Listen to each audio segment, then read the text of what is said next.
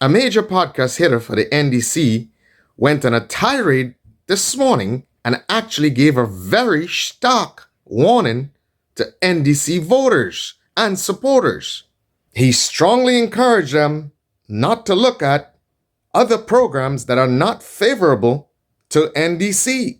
In particular, he hinted at another female podcast hitter as being anti-NDC, even going as far to allege that much that has been said recently may be propaganda.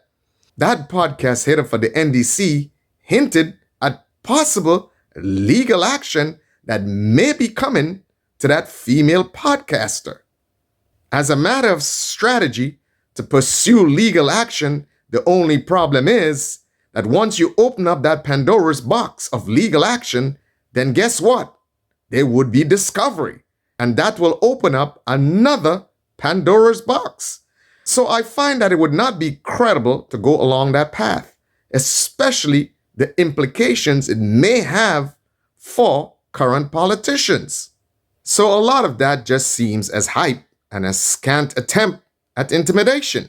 Either way, one thing seems very clear, that this female podcast hitter has got everybody spooked. And they're not taking anything for granted. Whether you believe what she said is true or not true, it's quite obvious it has created a stir. And as such, everyone has suddenly become very active. That is why you've seen recently there has been a major uptick in social media activity for the NDC, and the ground game has already started to roll out. Now, in this aggressive, competitive, twisted game of politics, being proactive is actually a very good thing. Not taking your ops for granted is indeed an excellent move.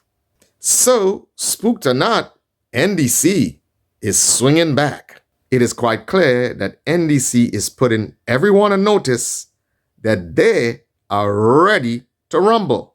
With political punches swinging left and right, it's still a little too early who will win. But one thing for sure, this is definitely going to heat up. They are now creating drama, spreading rumors, going to a press conference as a podcaster. MWAG or the media fraternity in Grenada, they're found wanting. This is the worst. Where you got your accreditation from? What media outfit do you represent? So you go to this national press conference, you put out rumors out there, not ask. You put rumors and misinformation and propaganda and all kinds of stuff out there.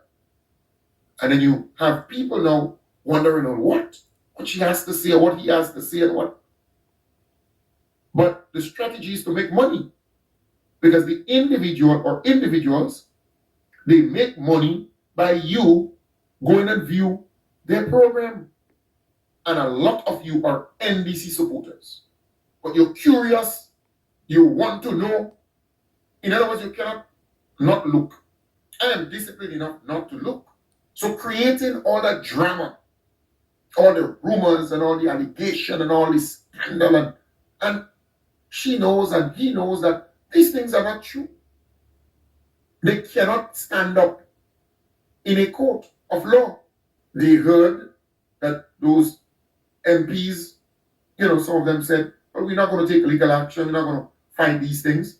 But little do they know, legal action is coming to that particular individual. It's just a matter of time. And if you understand how the person makes money, you will avoid looking at her program or the other programs because you're helping her.